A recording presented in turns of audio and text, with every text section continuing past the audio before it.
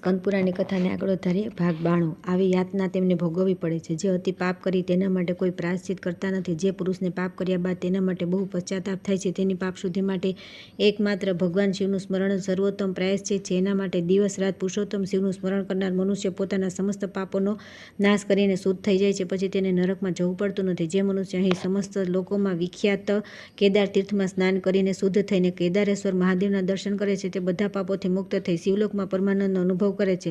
જટાશૃંગ તીર્થમાં સ્નાનથી પવિત્ર થઈને જીતેન્દ્રિય પુરુષ જે જટેશ્વર શિવના દર્શન કરે તો તે સર્વ પાપોથી છૂટી જાય છે. ઇન્દ્ર તીર્થમાં સ્નાન કરીને ઇન્દ્રેશ્વર શિવના દર્શન કરનાર મનુષ્ય પણ સંપૂર્ણ પાપોથી મુક્ત થઈને ઇન્દ્રલોકમાં પ્રતિષ્ઠિત થાય છે. જે મનુષ્ય શિવજીના ધ્યાનમાં તત્પર થઈને કુંડલેશ્વરના દર્શન કરે છે તે શિવ દીક્ષાનું ફળ પ્રાપ્ત કરે છે. ગોપ તીર્થમાં સ્નાન કરી ગોપેશ્વરના દર્શન કરનાર મનુષ્ય શિવલોકમાં જાય છે. ચીપટી તીર્થમાં સ્નાન કરીને જે ભગવાન શિવને પ્રણામ કરે છે તે પશુ પક્ષીઓની યોનિમાં જન્મ લેતો નથી. વિજય તીર્થમાં સ્નાન કરી આનંદેશ્વરની પૂજા કરવાથી સમસ્ત પાપોથી છૂટી ગયેલ મનુષ્ય સ્વર્ગલોકમાં વિજયી થાય છે. પૂર્વકાળમાં શ્રી રામચંદ્રજી સીતા અને લક્ષ્મણની સાથે ચિત્રકૂટથી ઉજ્જૈની પુરીમાં આવ્યા. અહીં મુનિ શ્રેષ્ઠ પરશુરામજીને મળીને એમણે પૂછ્યું કે હે મુને, અહીં ક્યાં ક્યાં પુણ્ય તીર્થ અને કયું ક્ષેત્ર છે? રામચંદ્રજીના વચન સાંભળીને વિપ્રવર પરશુરામજીએ કહ્યું કે રઘુવંશની વૃદ્ધિ કરનાર શ્રી રામ પ્રાચીન કાળમાં અવંતી દેશની અંતર્ગત જે કુશસ્થળી નામની ભૂમિ હતી તે જ અત્યારે ઉજ્જૈની નામે પ્રસિદ્ધ છે. ત્યાં જઈને તમે પોતાના પિતા દશરથજીને પિંડદાન કરો. તે પુરીમાં દેવતાઓ અને દાનવો ગુરુ ભગવાન મહાકાલનો નિવાસ છે.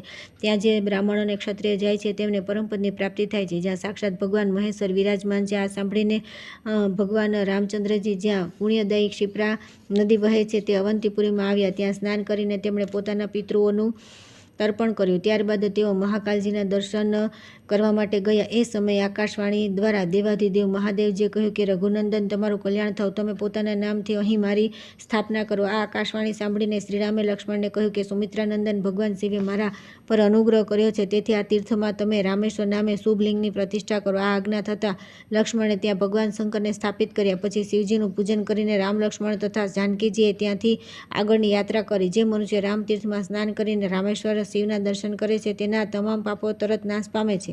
ત્યાર પછી આવે છે સૌભાગ્ય વગેરે તીર્થોનો મહિમા. અર્જુનને ઇન્દ્ર પાસેથી સૂર્ય પ્રતિમાની પ્રાપ્તિ તથા અવંતીમાં તેની સ્થાપના અને તેમના દર્શનનું મહાત્મ્ય. સનતકુમારજી બોલ્યા કે સૌભાગ્ય તીર્થમાં સ્નાન કરી સૌભાગ્યેશ્વરના દર્શન કરવાથી મનુષ્ય બધા પાપોથી છૂટી પરમ સૌભાગ્ય પામે છે. ઘૃત તીર્થમાં સ્નાન કરીને ભગવાન શિવને ઘીથી નવડાવવામાં આવે છે. અગ્નિમાં ઘીની આહુતિ આપવા આ પ્રમાણે કરનાર મનુષ્ય રુદ્રલોકમાં પ્રાપ્ત કરે છે.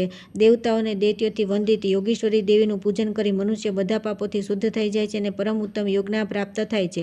શૃંખાવર્ત તીર્થમાં સ્નાન કરી બધા પાપોથી મુક્ત થયેલ પુરુષ ધન ધાન્યથી સંપન્ન થઈ નિર્મળ કુળમાં જન્મ લે છે. શુદ્ધોદક તીર્થમાં ચતુર્દશીએ મુક્તિના મઠે સ્નાન કરનાર મનુષ્ય સુરેશ્વર શિવના દર્શન કરી મોક્ષને પ્રાપ્ત કરી લે છે. અવંતીમાં પત્નેશ્વર નામે પ્રસિદ્ધ ભગવાન મહેશ્વર દર્શનીય છે. જે મનુષ્ય ગંધ, પુષ્પ, ધૂપ અને દીપ વગેરે સુંદર ઉપચારોથી ભાવ ભક્તિ સાથે તેમનું વિધિપૂર્વક પૂજન કરે છે તેના વંશનો નાશ થતો નથી અને અંતમાં તે શિવલોકમાં જાય છે. પૂર્વકાળમાં ભગવાન સૂર્યદેવે શિપ્રા નદીના તટ પર દુર્ધસ નામે પ્રસિદ્ધ તીર્થનું નિર્માણ કર્યું. જે મનુષ્ય સપ્તમી, અષ્ટમી, રવિવાર અને સંક્રાંતિના દિવસે તેમાં સ્નાન કરીને પવિત્ર થઈ 3 રાત ત્યાં ઉપવાસ કરે છે. શિપ્રા નદીના તટ પર સ્થિત ભગવાન શિવના દર્શન અને ભક્તિભાવે પૂજન કરે છે. તે માતા પિતાના વંશનો ઉદ્ધાર કરી ભગવાન શિવની સમીપમાં જાય છે. ગોપીન્દ્ર નામે જે પ્રસિદ્ધ તીર્થ છે તેમાં સ્નાન કરી મનુષ્ય ઇન્દ્ર જેવો પરાક્રમી થાય છે અને સ્વર્ગલોકને પ્રાપ્ત કરે છે.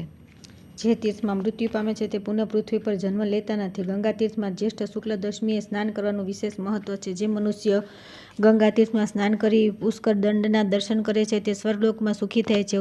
ઉત્તરેશ્વર તીર્થમાં સ્નાન કરીને મનુષ્ય શીઘ્ર પોતાના પિતૃઓનો નરકમાંથી ઉદ્ધાર કરી દે છે અને સ્વયં પણ સ્વર્ગલોકમાં જાય છે. ભૂતેશ્વરમાં સ્નાન કરીને મનુષ્ય ભૂતેશ્વરજીનું ગંધ, પુષ્પ અને નૈવેદ્ય આદિથી પૂજન કરે છે. તે મૃત્યુ પછી સ્વર્ગમાં જાય છે. જે મનુષ્ય મન અને ઇન્દ્રિયોને સંયમમાં રાખીને એક ચિત્તે અંબાલિકા દેવીના દર્શન કરે છે તે બધા પાપોથી મુક્ત થઈ જાય છે. જે ગંધ અને પુષ્પ દ્વારા દેવેશ્વર શિવનું અર્ચન કરે છે તેને શિવલોકમાં સ્થાન મળે છે. જે મનુષ્ય પવિત્ર થઈ ભગવાન પુણ્યેશ્વરના દર્શન કરે છે તે ગણપતિ પદને પ્રાપ્ત થાય છે. જે લુંપેશ્વર તીર્થમાં સ્નાન કરીને ભગવાન મહેશ્વરની સારી રીતે પૂજા કરે છે તે નરકમાં જતો નથી, સ્વર્ગલોકમાં પૂજાય છે. જે સ્થળવીર વિનાયક તીર્થમાં સ્નાન કરી ગંધ, પુષ્પ, ધૂપ અને ભક્ષ્ય ભોજ્ય વગેરે સામગ્રીઓથી ગણેશની પૂજા કરે છે તે મૃત્યુ બાદ શિવલોકમાં જાય છે. જે મનુષ્ય નવનિધિથી સમીપ ગંધ પુષ્પ ધૂપ વગેરે દ્વારા પાર્વતીજીનું પૂજન કરે છે તે અનુપમ સૌભાગ્ય પામે છે. પ્રયાગ તીર્થમાં સ્નાન કરી જે પ્રયાગેશ્વરના દર્શન કરે છે તે બધા લોકને ઓળંગીને ભગવાન શિવના લોકમાં પ્રતિષ્ઠિત થાય છે. પૂર્વકાળમાં ભગવાન નર અને નારાયણે આ પૃથ્વી પર શ્રીકૃષ્ણ અને અર્જુન રૂપે અવતાર લીધો હતો. શ્રીકૃષ્ણના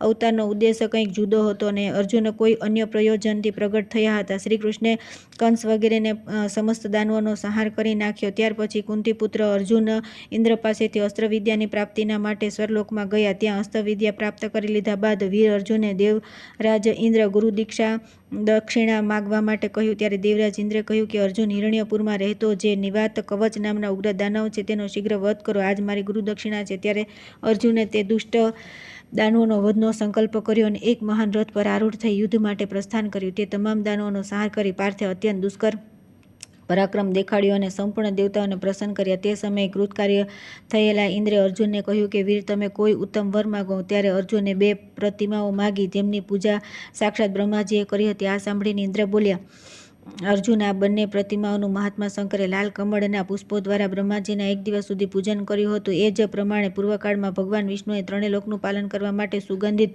નીલકમળના ફૂલોથી હજારો વર્ષ સુધી આમની પૂજા કરી છે. પ્રજાપતિ બ્રહ્માજીએ પણ સૃષ્ટિ રચનાની કામનાથી એકાગ્રચિત્તે લાલ કમળના ફૂલોથી આ યુગલ પ્રતિમાઓનું પૂજન કર્યું છે. કુંતીનંદન તમે આમને મૃત્યુલોકમાં કઈ રીતે લઈ જશો? આ પ્રતિમાઓ વિના તો આ સ્વર્ગલોક તણખલા જેવો થઈ જશે. અર્જુને કહ્યું કે પ્રભુ હું તો આજ વરદાનનો અભિલાષી છું. મારે બીજી કોઈ વસ્તુ નથી જોઈતી. ત્યારે ઇન્દ્રે કહ્યું કે વીર તમે આ પ્રતિમાઓને લઈને કુશસ્થળીમાં સ્થાપિત કરો. શિપ્રાના તટ પર ભગવાન કેશવ સમસ્ત પાપોનો નાશ કરનારા કેશવાર્કની સ્થાપના કરશે. સદા અષાઢ અને કાર્તિક માસમાં ત્યાંની યાત્રા થશે. હું પણ તે સમયે દર્શન કરવા માટે આવીશ. મારી સાથે વાયુ મેઘ અને વીજળીઓ પણ હશે.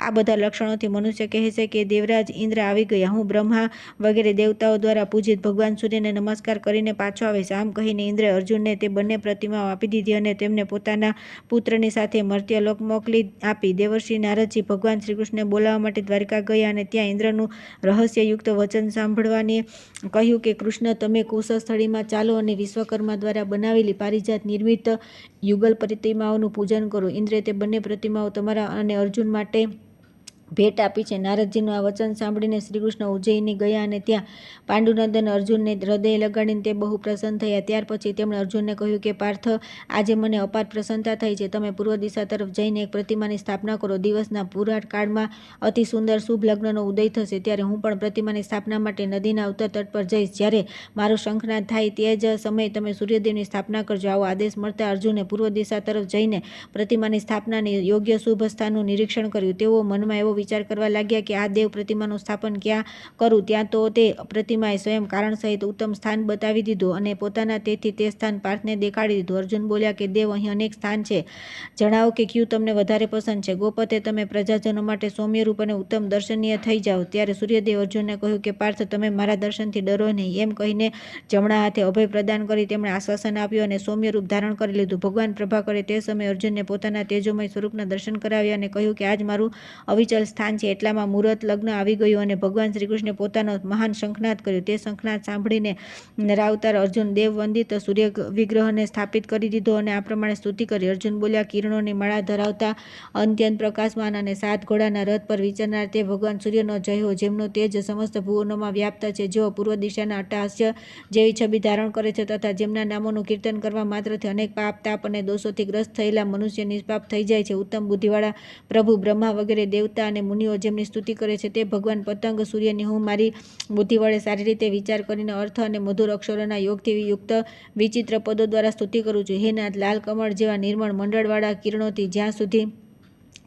અંધકારનો નાશ કરતા રહીને ઉદિત થતા નથી ત્યાં સુધી સંપૂર્ણ જગત નિશ્ચલ જેનું પ્રતીત થાય છે તથા ત્યાં સુધી અનેક પ્રકારની ક્રિયાઓ પણ સિદ્ધ થતી નથી. હે ભગવાન જ્યાં સુધી તમે પોતાની ઉત્તમ પ્રભાથી વૃક્ષના સૂઈ રહેતા પુષ્પગુચ્છોને જાગૃત કરતા નથી ત્યાં સુધી તેમના નેત્ર બંધ હોવાના કારણે વૃક્ષની શાખાઓ શોભાયમાન થતી નથી અને ન તેમના પર ભ્રમરો આવીને ગુંજન કરે છે. જે સમયે આકાશમાં આપનો ઉદય થાય છે તે સમયે સમસ્ત દેવતાઓ અને સિદ્ધોના સમુદાયો બ્રહ્મા વગેરે દેવેશ્વરો દૈત્યો મુનિ કિન્નર નાગ યક્ષ તથા જ્ઞાની દેવતાઓ પોતાના ઝુકાવેલા મસ્તકો દ્વારા તથા ચળકતા મુગટમણીઓના ઉત્તમ પ્રકાશથી તમારી અર્ચના કરશે. સદા સર્વને વરદાન આપનારા ભગવાન તમારા અસ્ત થયા પછી સંપૂર્ણ જગત સૂઈ જાય છે અને આપના ઉદિત થતાં પુનઃ જાગૃત થઈ જાય છે. આ પ્રમાણે એકમાત્ર આપ જ સમસ્ત વિશ્વનું હિત કરવા માટે અંધકારનો નાશ કરો છો. હે નાથ, ઉત્સાહ, શક્તિ, નીતિ અને શૌર્ય વગેરેથી સંપન્ન તથા સેવા પ્રયોગ તથા નિર્માણ ક્રિયામાં તત્પર પુરુષોના પણ કાર્ય જે ફળ આપતા નથી તેમાં અવશ્ય તમારા પ્રત્યે તેમની ભક્તિનો અભાવ જ કારણ છે. હે શરણાગત વત્સલ, યુદ્ધભૂમિમાં મનુષ્ય રથ, હાથી, ભાલા, શક્તિ, નારચ,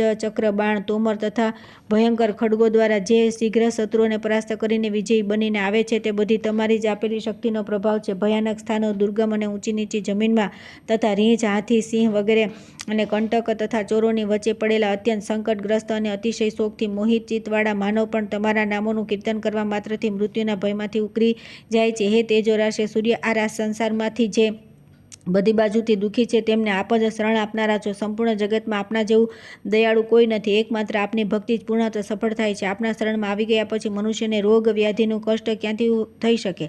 હે દેવ, આપ જોયા કરો કે કુષ્ઠ રોગથી કોણ વ્યથિત છે, કોને શત્રુ રોગ વગેરે સતાવી રહ્યા છે, કોણ પંગુ, અંધ અને જડ છે, કોના પગ ગળી ગયા છે અને કોણ નિર્ધન તથા નિષ્ક્રિય થઈ ગયું છે. આ પ્રમાણે નિરીક્ષણ કરીને તમે કૃપાપૂર્વક પ્રાણીઓની તે દોષોથી રક્ષા કરો. તમારામાં જેવી પરોપકારી ચેષ્ટા જોવામાં આવે છે તેવી બીજા કોનામાં છે? ધર્મનું આચરણ કરવાથી તે પરલોકમાં પણ ફળ આપવા માટે ઉપસ્થિત થાય છે. દેવતાઓ ઉપાસના કરવાથી વરદાન આપે છે, પરંતુ પ્રાણવત્સલ આપ કલ્યાણકામી પુરુષો દ્વારા સેવિત થવાથી તત્કાળ તેમને અભિષ્ટ ફળ પ્રદાન કરો છો. જેઓ મનુષ્ય એકવાર પણ આપને મસ્તક ઝુકાવ્યું છે, અથવા હે ભુવનેશ્વર, અંતકાળમાં પણ જેણે આપનું ચિંતન કર્યું છે તે સંસારમાં પાપી હોવા છતાં નિષ્પાપ થઈ જાય છે અને તેમણે શુદ્ધ ચિત્ત થઈને પુણ્યાત્માઓની ગતિ પ્રાપ્ત કરી લીધી છે. હે સુરશ્રેષ્ઠ, જ્યારે આપ ઉદય થાઓ છો તે સમયે દેવનદી ગંગામાં ખીલેલા સુવર્ણ કમળોથી નીકળેલા ભ્રમરો તે સુવર્ણમય ધૂળથી પ્રસન્ન થઈને ઉડે છે. હે ભગવાન, આપ પોતાના કિરણોના સમૂહરૂપી ચરણો દ્વારા સમુદ્રની મધ્યમાં સ્થિત થઈને સમસ્ત જીવોના જીવનની રક્ષાના ઉદ્દેશથી તાત્વિક ઉપાયનું ચિંતન કરવા માટે જાણે તપસ્યા કરો છો. ત્રણેય લોકમાં આપના સિવાય બીજું કોણ છે? સદા વેદ માર્ગમાં તત્પર રહેતા ઉદાર બુદ્ધિ ઋષિ મુનિઓ દ્વારા પણ આપના ગુણોની સ્તુતિ કરી શકાય એમ નથી. આપ જ વિષ્ણુ છો, આપ જ ચંદ્રમા છો, આપ જ દૈત્યોનું મનવર્ધન કરનારા સ્વામી કાર્તિકેય છો, તમે જ ધનાધ્યક્ષ કુબેર છો, આપ જ કાળ છો, આપ જ બ્રહ્મા છો, આપ જ પર્વત, માટી, જળના આશ્રય તથા અગ્નિ છો, આપ જ બ્રાહ્મણોના જપવા યોગ ઓમકાર છો, આપ જ સમુદ્ર છો, આપ જ યમ, રુદ્ર, ઇન્દ્ર અને મેઘ છો, આપ જ વ્રત, યમ અને નિયમ છો અને આપ જ આ સંપૂર્ણ જગત છો. ત્રિપુર મંથન ગોપતે સુરાધીશ ભગવાન, આપનું મુખ કમળ જેવું સુંદર છે. આપણા પૂર્ણ દેવતાઓના ગુરુ છો. ત્રણેય લોકમાં આપના સમાન ગુણવાન કોણ છે? હે આદિત્ય, હે ભાસ્કર, હે દિવાકર, હે સપ્તાશ, હે વાહન, હે માર્તંડ, હે સૂર્ય, હે હરિદ્વર્ષ, હે પતંગ, હે ભાનો, હે અશાંત વહન, હે આકાશ સ્વરૂપ, હે અંશુમાલિન, હે લોકનાથ, આ દાસ આપના શરણે આવ્યો છે. હે જગત પ્રિય, આપને નમસ્કાર છે, નમસ્કાર છે. હે બ્રહ્મણ્ય, હે સત્ય, હે શુભ, હે મંગળ, હે લોકનાથ, હે આકાશ કમલ, હે ઈશ, હે મુનિસ્તોતુતિ, હે વિશ્વમૂર્તિ, હે આર્તજનોના શોકનો નાશ કરનારા, હે સેવકોનું પાલન કરનારા, હે ભગવાન, આપ આપના શરણમાં આવેલા મુજ પર પ્રસન્ન થાઓ. હે દેવ, આજે મેં મસ્તક પર અંજલિ બાંધેલ બંને હાથોથી નમસ્કારપૂર્વક બહુ જ ભક્તિભાવથી આપની સ્તુતિ કરી છે. તેથી હે પ્રભુ, તમે મારા પર સૌમ્યરૂપ થઈ જાઓ અને મારી બુદ્ધિને ધર્મમાં પ્રવૃત્ત કરો. જે સંપૂર્ણ જગત એકમાત્ર નેત્ર છે, વેદ ત્રયમય છે અથવા ત્રિભુવન સ્વરૂપ છે, ત્રિગુણાત્મક શરીર ધારણ કરનારા છે અને સમસ્ત વિશ્વની ઉત્પત્તિ, પાલન અને સંહારના હેતુ છે, તે બ્રહ્મા, વિષ્ણુ, શિવરૂપી ભગવાન સૂર્યને નમસ્કાર છે. સૂર્યદેવ બોલ્યા કે ઉત્તમ વ્રતનું પાલન કરનારા અર્જુન, હું તમારા આ સ્તોત્રથી સંતુષ્ટ છું, તેથી તમારા મનમાં જે પણ ઈચ્છા હોય તેની પૂર્તિ માટે યત્નપૂર્વક વરદાન આપીશ. અર્જુને કહ્યું કે હે પ્રભુ, મારા માટે એ સર્વોત્તમ વરદાન છે કે આપ આ વિગ્રહમાં સદા સ્થિત રહો. જે મનુષ્ય આપને પ્રણામ કરીને ભક્તિપૂર્વક આપની સ્તુતિ કરે છે તેમને આપ મનોવાંછિત વસ્તુ પ્રદાન કરો. સૂર્યદેવે કહ્યું કે હે અર્જુન, જે ભક્તિપૂર્વક મારી પૂજા કરીને આ સ્તોત્ર દ્વારા મારી સ્તુતિ કરશે તેમની પાસે કદી ધન સંપત્તિની કમી રહેશે નહીં. ત્યાર પછી આવે છે ભગવાન સૂર્યની 108 નામો દ્વારા સ્તુતિ તથા અન્યાન્ય તીર્થોનો મહિમા. સનતકુમારજી કહે છે કે હે ભગવાન, શ્રી કૃષ્ણે પણ શંખનાદ કરી સૂર્યદેવની સારી રીતે સ્થાપના કરીને એકાગ્રચિત્તે થઈ આ પ્રમાણે સ્તવન કર્યું. આદિત્ય, ભાસ્કર, ભાનુ, રવિ, સૂર્ય, દિવાકર, પ્રભાકર, દિવાનાથ, તપન, તપવાવાળાઓમાં શ્રેષ્ઠ, વરેણ, વરદ, વિષ્ણુ, અનગ, વાસવાનુજ, ઇન્દ્રના નાના ભાઈ બલ, વીર્ય, સહસ્રાંશુ, સહસ્ત્ર, કિરણદ્યુતિ, મયુખમાલી, વિશ્વ, માર્તંડ, ચંડ, કિરણ, સદાગતિ, ભસ્વન, સપ્તાશ્વ, સુખોદય, દેવદેવ, અહિર્નુધ્ય, ધામનિધિ, અનુતમ, તપ, બ્રહ્મ, મયાલોક, લોકપાલ, અંપાતિ, જગત પ્રબોધક, દેવ, જગદ્દીપ, જગતપ્રભુ, અર્ક, નિશ્રેયસર, કારણ શ્રેય સાપર ઈન પ્રભાવી પુણ્ય પતંગ પતગેશ્વર મનોવાંછિત દાતા દ્રષ્ટફલપ્રદ અષ્ટદ્રલફદ ગ્રહ ગ્રહકર હંસ હરિશ્વત હુતાશન મંગલ્ય મંગલ મેઘવ ધ્રુવ ધર્મ પ્રબોધન ભવ સંભાવિત ભાવ ભૂતભવ્ય ભવાત્મક દુર્ગમ દુર્ગતિહર હરનેત્ર ત્રયમય ત્રૈલોક્ય તિલક તીર્થ તરણી સર્વતોમુખ તેજોરાશિ સુનિર્વાણ વિશ્વેશ શાશ્વત ધામ કલ્પ કલ્પાનલ કાલ કાલચક્ર કતુપીય ભૂષણ મરુત સૂર્ય મણિરત્ન સુલોચન ત્વષ્ટા વિષ્ટર વિશ્વ સત્કર્મ સાક્ષી સવિતા સહસ્રાક્ષ પ્રજાપાલ અધોક્ષજ બ્રહ્મા વાસરાંભ રક્તવર્ણ મહાદ્યુતિ શુક્લ મયદિની રુદ્ર શ્યામ વિષ્ણુ અને દિનાંત નામે પ્રસિદ્ધ ભગવાન સૂર્યને પ્રણામ કરું છું. આ પ્રમાણે ભગવાન શ્રી કૃષ્ણ દ્વારા કહેલા આ 108 દિવ્ય નામોને જે મનુષ્ય પવિત્ર અને એકાગ્રચિત્તે ભક્તિપૂર્વક વાંચે છે તેને કદી વિપત્તિઓ પ્રાપ્ત થતી નથી તથા સર્વત્ર શુભની પ્રાપ્તિ થાય છે. એટલું જ નહીં, તેને ધન ધાન્ય સુખ પુત્ર તેજ પ્રજ્ઞા પરમ જ્ઞાન વિશુદ્ધ બુદ્ધિ અને પરમ પદની પ્રાપ્તિ થાય છે. આ પ્રમાણે સ્તુતિ સાંભળીને જગદીશ્વર સૂર્યદેવ અંતર્ધ્યાન થઈ ગયા. કેશવાદિત્યના મુખારવિંદના દર્શન કરીને બધા પાપોથી મુક્ત થયેલો મનુષ્ય સૂર્યલોકમાં પ્રતિષ્ઠિત થાય છે. સનતકુમારજી કહે છે કે અસુરોના સ્વામી તારકનો વધ કરી મહાબળવાન સ્વામી કાર્તિકેયજીએ પોતાની શક્તિને શિપ્રા નદીના જળમાં પધરાવી દીધી. તે શક્તિએ પાતાળ સુધીની ભૂમિને વિદીર્ણ કરી નાખી. તે જ માર્ગથી ભગવતી ગંગા ઉપર આવી ગયા, જે સમસ્ત તપસ્વી મુનિઓ અને દેવતાઓ દ્વારા વંદનીય છે. કોટિ તીર્થ ત્રણેય લોકમાં પવિત્ર કહેવાય છે. ત્યાં બ્રહ્માજીએ કોટિતીશ્વર શિવની સ્થાપના કરી. કોટિ તીર્થમાં સ્નાન કર્યા પછી કોટીશ્વર શિવના દર્શન કરી મનુષ્ય સર્વ પાપોથી મુક્ત થઈ જાય છે. હે મુને, જે ત્યાં શ્રાદ્ધ કરે છે તેને 10 અશ્વમેઘ યજ્ઞોનું ફળ પ્રાપ્ત થાય છે. જે પૂર્ણિમા તથા અમાવસ્યાના દિવસે શસ્ત્રધારી કાર્તિકેયના દર્શન કરે છે તે 7 જન્મો સુધી પુત્રહીન નિર્ધન તથા રોગી રહેતો નથી. જે મનુષ્ય તે તીર્થના ઉત્તમ જળમાં પ્રવેશ કરે છે તે દિવ્યલોકમાં ત્યાં સુધી અક્ષય સુખનો ઉપભોગ કરે છે જ્યાં સુધી સૂર્ય અને ચંદ્રમાં પ્રકાશિત થતા રહે છે. ત્યાર પછી આવે છે સ્વર્ણક્ષુર વગેરેનો મહિમા, અંધકાસુરનું યુદ્ધ, નરદીપ તથા શંખોદ્વાર વગેરેનું મહાત્મય. સનતકુમારજી કહે છે કે જે મનુષ્ય સ્વર્ણાક્ષુર નામના તીર્થમાં સ્નાન કરી ભગવાન મહેશ્વરના દર્શન કરે છે તેને 100 કપિલા દાનથી પણ વધારે ફળ મળે છે. જે જીતેન્દ્રિય પુરુષ બ્રહ્માજીની વાપી વાવડી યા કુંડમાં સ્નાન કરે છે તે હંસયુક્ત વિમાન દ્વારા બ્રહ્મલોકમાં જાય છે. જે મનુષ્ય ચૈત્ર યા ફાગણ માસમાં વિષ્ણુ વાપીમાં સ્નાન કરીને જીતેન્દ્રિય થઈને ઉપવાસ કરી રાત્રે જાગરણ કરે છે તે સર્વ પાપોથી મુક્ત થાય છે અને ભગવાન વિષ્ણુના લોકમાં જાય છે. જે મનને સંયમમાં રાખી ભક્તિપૂર્વક અભયેશ્વર દેવના પટ્ટબંધનના દર્શન કરે છે તે રુદ્રલોકમાં જાય છે. હે મુને, જે મનુષ્ય એકાગ્રચિત્તે અગત્યેશ્વરની સમીપ જાય છે અને અગત્યોદયના સમયે તેમના દર્શન કરે છે તે સંપૂર્ણ પાતકોથી મુક્ત થઈ જાય છે. કાશ પુષ્પ જેવા ગોર વર્ણ અગ્નિ અને વાયુ અગ્નિ સોમથી પ્રગટ મિત્રાવરુણ પુત્ર કંભોયોને આપને નમસ્કાર છે. આ મંત્રથી અગસ્ત્યજીને અર્ધ્ય આપનાર મનુષ્ય પુત્રવાન અને ધનવાન થાય છે. જે મૃત્યુ પછી તે સ્વર્ગલોકમાં જાય છે અને સ્વર્ગભોગ પછી ફરી આ મૃત્યુલોકમાં આવીને પવિત્ર ધનવાનોના ઘરમાં જન્મ લે છે અથવા મહાન યોગીશ્વર થાય છે. હે વ્યાસ, ઉત્તમ પુણ્યપ્રદ દિવ્યપુરી ઉજ્જયિની પ્રથમ કલ્પમાં સ્વર્ણશૃંગા કહેવાય છે. બીજા કલ્પમાં તેનું નામ કૃશસ્થળી છે. ત્રીજામાં તેને અવંતિકા કહે છે. ચોથા કલ્પમાં આનું નામ અમરાવતી થાય છે. પાંચમા કલ્પમાં ચૂડામણી, છઠ્ઠામાં પદ્માવતી અને સાતમામાં આનું નામ ઉજ્જયિની જાણવું જોઈએ. જે મનુષ્ય પ્રાતઃકાળે ઉઠી આ નામોનો પાઠ કરે છે તે નિસંદેહ 7 જન્મોના પાપથી મુક્ત થઈ જાય છે. પ્રાચીન કાળની વાત છે. ઉજ્જયિની પુરીમાં અંધક નામે પ્રસિદ્ધ દૈત્ય રાજ્ય કરતો હતો. તેના મહાપરાક્રમી પુત્રનું નામ કનક દાનવ હતું. એકવાર તે મહાશક્તિશાળી વીરે યુદ્ધ માટે ઇન્દ્રને લલકાર્યો. ત્યારે ઇન્દ્રે ક્રોધપૂર્વક તેની સાથે યુદ્ધ કરીને તેને મારી નાખ્યો. તે દાનવને મારીને તેઓ અંધકાસુરના ભયથી ભગવાન શંકરને શોધતા શોધતા કૈલાસ પર્વત પર ગયા. ત્યાં દેવતાઓના સ્વામી ઇન્દ્રે ભગવાન ચંદ્રશેખરના દર્શન કરી પોતાની સ્થિતિ તેમને કહી અને પ્રાર્થના કરી કે હે ભગવાન, મને અંધકાસુરથી અભય કરો. ઇન્દ્રનું આવું વચન સાંભળી શરણાગત વત્સલ શિવે અભય આપતા કહ્યું, ઇન્દ્ર, તમે અંધકાસુરથી ડરો નહીં. આ પ્રમાણે સાંત્વના આપીને ભગવાન શિવે મહાભયાનક રૌદ્ર રૂપ ધારણ કર્યું અને તેઓ એક ચરણથી પૃથ્વી પર ઉતર્યા. જ્યાં તેમનો પગ પડ્યો તે સ્થાન પર સર્વદેવ વંદિત એક કુંડ પ્રગટ થઈ ગયો. ભગવાન શિવ જ્યાં પગ મૂક્યો હતો તેથી તે કુંડનું નામ શિવપદ પ્રસિદ્ધ થયું. સર્વપ્રથમ શ્રી શંકર ચરણના અંગૂઠાનો કોટી અણી ત્યાં પડી હોવાથી તે તીર્થ સર્વ પાપનાશક કોટી તીર્થના નામે પણ વિખ્યાત થયું. ત્યાં જ ભગવાન અગસ્ત્ય કરોડો તીર્થોની સ્થાપના કરી હતી. એ કારણે પણ સંસારમાં તેનું કોટી તીર્થ નામ પડી ગયું. તે તીર્થના દર્શન કરીને બધા દેવતાઓએ પોતાના હિતની દ્રષ્ટિથી તેમાં સ્નાન કર્યું. મહાકાલમય સ્વરૂપ ધારણ કરીને ભગવાન શિવનું ત્યાં આગમન થયું હતું. તેથી તેઓ તે તીર્થમાં મહાકાલ નામે પ્રસિદ્ધ થયા. દાનવ અંધકાસુર અંધકાસુરે જ્યાં ઇન્દ્ર દ્વારા પોતાના પુત્રને મારી નાખ્યાના સમાચાર સાંભળ્યા ત્યારે અત્યંત ક્રોધિત થઈને તેણે યુદ્ધના રણશીંગા ફૂંક્યા અને તેના સેના સાથે તે સ્થાન પર આવ્યો જ્યાં બધા દેવતાઓ પણ હતા. રથ, હાથી વગેરેથી યુક્ત વિશાળ સેના સાથે મહાયુદ્ધ માટે ઉદ્યત થયેલા દાનવોને આવતા જોઈને દેવતાઓ ભગવાન શિવના શરણે ગયા. ત્યારે તે ત્રિનેત્રધારી ભગવાન મહાકાળ દેવતાઓ નિર્ભય થાઓ આમ કહીને હાથમાં ત્રિશૂળ લઈને ઊભા થઈ ગયા. દૈત્યો પર ભગવાન રુદ્રનો કોપ થતાં જ સંપૂર્ણ આકાશમંડળ પ્રજ્વલિત અગ્નિની જ્વાળાઓથી વ્યાપ્ત થઈ ગયું. અંધકાસુરે ક્રોધિત થઈ દેવતાઓના વિનાશ માટે કરોડો અસહ્ય બાણોની ઝડી વરસાવી દીધી. પિનાકધારી મહાકાળે અગ્નિના તણખા અને જ્વાળાઓ ફેંકીને તે દાનવ અસ્ત્ર-શસ્ત્રના સેંકડો ટુકડા કરી નાખ્યા. સાથે સાથે અંધકાસુરને પણ અનેક બાણોથી ઘાયલ કર્યો. જેમ ભમરા કમળના ફૂલ પર છવાઈ જાય તે જ પ્રમાણે ભગવાન શંકર બાણોએ અંધકારને બધી બાજુથી આચ્છાદિત કરી દીધો. અંધકાસુર યુદ્ધમાં સ્થિત હોવા છતાં પણ અત્યંત શિથિલ થઈ ગયો. તેના અસ્ત્ર-શસ્ત્ર પણ શિથિલ થઈ ગયા.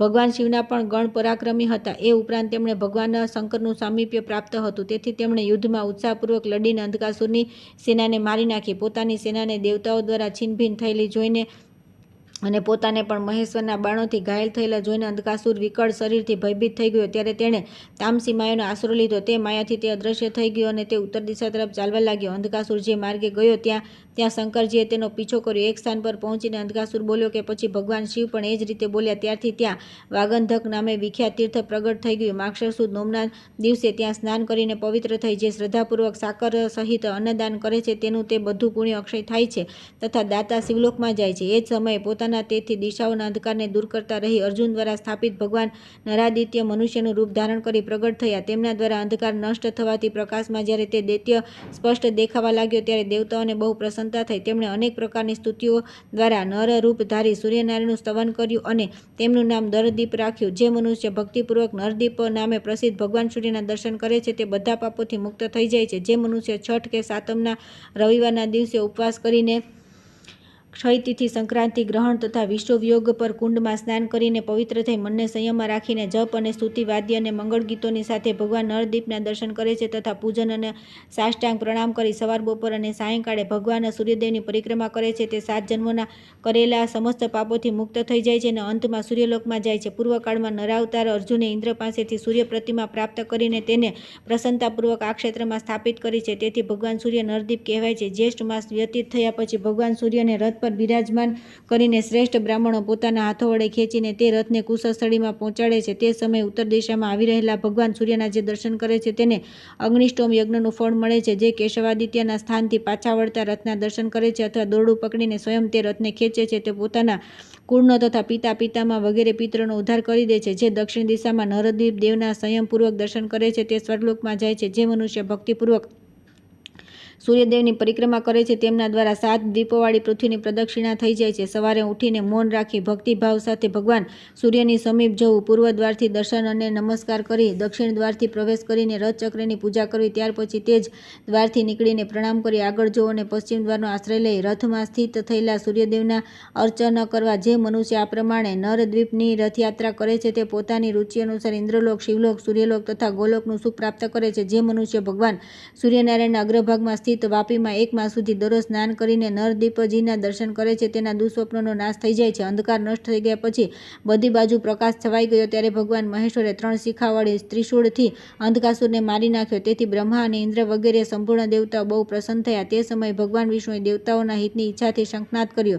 જ્યાં તેમણે શંખનાદ કર્યો ત્યાં શંખોદ્વારણ નામે પ્રસિદ્ધ તીર્થ થઈ ગયું. ત્યાં ભગવાન વિષ્ણુ સદા નિવાસ કરે છે. ત્યાં અનાદિ ચતુર્ભુજ લિંગ પણ છે. તે લિંગની સમીપ જ વિષ્ણુદેવના દક્ષિણ ભાગમાં ત્રિશૂળથી ઓળખાતા ભગવાન શિવ વિરાજમાન છે. જે જીતેન્દ્રિય પુરુષ ચતુર્દશી અને અષ્ટમીએ આ બધાના દર્શન કરે છે તે સમસ્ત પાપ રાશિ ક્ષીણ થઈ જવાથી પરમ ગતિને પ્રાપ્ત થાય છે. જે ત્યાં સ્નાન અને એકાદશીનું વ્રત કરીને શંખધારી ભગવાન જનાર્દનના દર્શન કરે છે તે અચ્યુત પદ વૈકુંઠ ધામને પ્રાપ્ત થાય છે. ત્યાર પછી આવે છે ઓમકારેશ્વર વગેરેનું મહત્વ તથા અંધકાસુરને શિવગણોમાં શ્રેષ્ઠ સ્થાનની પ્રાપ્તિ. સનતકુમારજી કહે છે કે ભગવાન રુદ્રના ત્રિશૂળથી અંધકાસુરના માર્યા ગયા પછી ત્યાં એક વિશેષ પ્રકારનો ધ્વનિ પ્રગટ થયો. તે જ સ્થાન પર ઓમકારેશ્વર મહાદેવનો આવિર્ભાવ થયો. તે તીર્થમાં સ્નાન કરી પવિત્ર થઈ સમાધિ તથા નિયમપૂર્વક જે ઓમકાર સ્વરૂપ મહાદેવના દર્શન કરે છે તે બધા પાતકોથી મુક્ત થઈ જાય છે. અંધકાસુરને ઘાયલ કરીને તે ત્રિશૂળ પાતાળ ગંગાના જળમાં ચાલ્યું ગયું.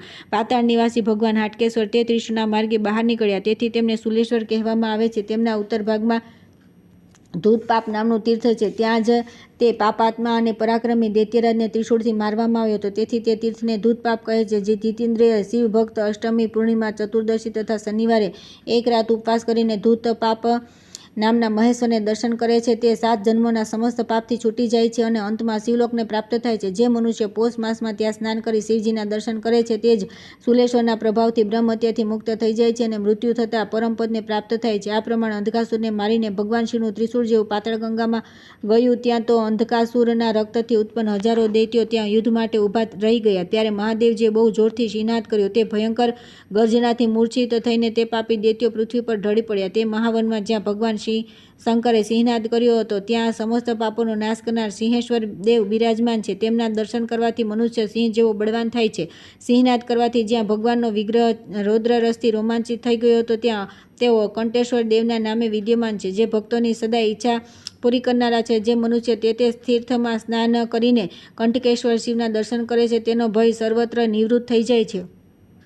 જ્યાં શંકરજીએ ઇન્દ્રને અભયદાન આપ્યું હતું ત્યાં અભયેશ્વર નામનું ઉત્તમ લિંગ પ્રગટ થયું. ત્યાં સ્નાનથી પવિત્ર થઈને ઉપવાસ કરીને જે જીતેન્દ્રિય પુરુષ દેવેશ્વર શિવનું પૂજન કરે છે તે અશ્વમેઘ યજ્ઞના ફળને પ્રાપ્ત થાય છે. તે સમયે ભગવાન શિવના મસ્તકમાંથી પસીનાનું બુંદ આવી પૃથ્વી પર પડ્યું. તેમાંથી અંગારા જેવા લાલ અંગવાળા ભૂમિપુત્ર મંગળ ઉત્પન્ન થયા. અંગારક, રક્તાક્ષ તથા મહાદેવપુત્ર આ નામોથી સ્તુતિ કરીને બ્રાહ્મણોએ તેમને ગ્રહોની મધ્યમાં પ્રતિષ્ઠિત કર્યા. ત્યાર પછી તે સ્થાન પર બ્રહ્માજીએ અંગારેશ્વર નામના ઉત્તમ શિવલિંગની સ્થાપના કરી. જે પવિત્રાત્મા મનુષ્ય મંગળવારે તે તીર્થમાં સ્નાન તથા અંગારેશ્વરના દર્શન કરે છે તે સમસ્ત પાતકોથી છૂટી જાય છે. મંગળવારે ચતુર્થી તિથિમાં રાત્રિના સમયે અર્ધ્ય આપવો જોઈએ. ત્યાં સુધી આ 4 ચતુર્થી પૂરી ન થાય ત્યાં સુધી પ્રયત્નપૂર્વક અર્ધ્યદાનનો નિયમ ચાલુ રાખવો જોઈએ. આ પ્રમાણે ત્રિશૂળથી ઘાયલ થયા બાદ અંધકાસુરને બહુ ભય ઉત્પન્ન થયો. તે પોતાના પ્રાણોની રક્ષા માટે પ્રયત્ન કરવા લાગ્યો. સંસારમાં જીવન રક્ષાનો બીજો કોઈ ઉપાય ન જોતા તેણે ભગવાન શંકરની સ્તુતિનો પ્રારંભ કર્યો. તે બોલ્યા કે જે આ સંપૂર્ણ ચરાચર જગતના કર્તા અને મનુષ્યને પોતાના કર્મો અનુસાર સુખ દુઃખ આપનારા છે, જે સંસારની ઉત્પત્તિના હેતુ તથા તેનો અંત પણ સ્વયં છે, સર્વને શરણ આપનારા તે જ ભગવાનનું હું શરણ ગ્રહણ કરું છું. જેમના મોહ, તમોગુણ તથા રજોગુણ નિવૃત્ત થઈ ગયા તે યોગીજનો, ભક્તિ દ્વારા મનને એકાગ્ર રાખનારા, નિષ્કામ ભક્તિ તથા અપરિચ્છિન્ન બુદ્ધિવાળા જ્ઞાની પણ જેમનું નિરંતર ધ્યાન કરે છે તે અનંત દિવ્યરૂપ શરણદાતા ભગવાન શંકરનું હું શરણ લઉં છું. જે સુશોભિત કિરણોવાળા નિર્મળ અર્ધચંદ્રનો મુગટ ધારણ કરી સદા પોતાના મસ્તક પર ગંગાજીને ધારણ કરે છે અને જેમણે પોતાના વામાંગ ભાગમાં ગિરિરાજ કિશોરી ઉમાને ધારણ કરી રાખ્યા છે તે શરણદાતા ભગવાન શંકરનું હું શરણ લઉં છું. સિદ્ધ અને ચારણ જેમના ચરણાવિંદોની સેવા કરે છે અને જેમણે આકાશથી ઊંચા ઊંચા તરંગો સાથે ભયંકર વેગથી નીચે આવી રહેલા ત્રિભુવન પાવની ગંગાને પોતાના મસ્તક પર પુષ્પમાળાની જેમ ધારણ કરી લીધા હતા તે શરણદાતા ભગવાન શંકરનું હું શરણ લઉં છું. જેના ભારથી કૈલાસ પર્વતનું શિખર ડોલાવા લાગતું હતું તે કૈલાસ શિખર જેવા વિશાળકાય દશાનન રાવણે પણ જેમના યુગલ ચરણ કમળોની સેવા કરી છે તે શરણદાતા ભગવાન શંકરનું શરણ લઉં છું. હે મહેશ્વર, જે મૂળ પુરુષ ચરાચર જગતના ગુરુ એવા આપના જાણતા નથી તે ઐશ્વર્યનો અહંકાર નષ્ટ થઈ જતાં મારી જેમ પશ્ચાતાપ કરીને દુઃસહ યાતના ભોગવે છે. આ પ્રમાણે સ્તુતિ કરી રહેલા અંધકાસુરને સર્વનું કલ્યાણ કરનારા શૂલપાણી ભગવાન શિવે પ્રસન્ન થઈને બોલ્યા કે હે વત્સ, હું પ્રસન્ન છું. હવે તમે શુદ્ધ નિર્મળ થઈ ગયા છો, તેથી તમને દિવ્ય નેત્ર આપું છું. નિશ્ચિંત થઈને મારી સામે જુઓ. દાનવ શ્રેષ્ઠ, તમારા મનમાં જે કંઈ પણ ઈચ્છા હોય તે માગો, હું તે તમને બધું જ આપીશ. અંધકાસુર બોલ્યો કે હે દેવેશ્વર, મને ગણપતિ પદ પ્રદાન કરો, કેમ કે તે સદા અક્ષય છે. ભગવાન શિવ બોલ્યા કે વત્સ, તમે મારા ગણોના અધ્યક્ષ બનીને રહો. તમને અણિમા વગેરે સઘળી સિદ્ધિઓ પ્રાપ્ત થશે અને તમે સદા મારા પ્રિય બનીને રહેશો. સનતકુમારજી કહે છે કે આ પ્રમાણે દુર્લભ વરદાન પ્રાપ્ત કરીને અંધક મહાદેવજીનો મુખ્ય ગણ થઈને ત્યાં જ અંતર્ધ્યાન થઈ ગયો. ત્યાર પછી ભગવાન શિવ કૈલાસ પર્વત પર ચાલ્યા ગયા.